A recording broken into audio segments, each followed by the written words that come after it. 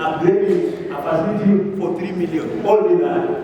And maybe central world, there's a population, you are telling us you are constructing a facility for 5 million, yet you cannot upgrade a bigger facility. Yes. What does that nonsense is?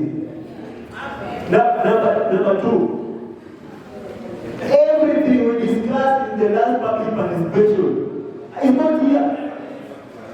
Because this is the finance, what we are agreed on to finance. You mean 2023, 2024. We are not going to upgrade all these facilities.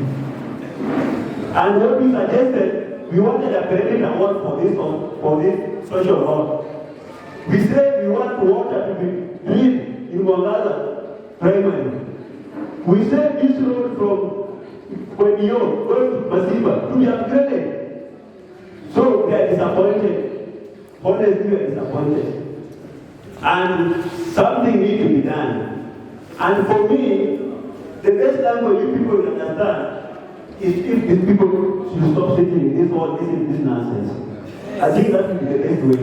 Because they are not children, they are not training, someone to play with. Thank you. Okay.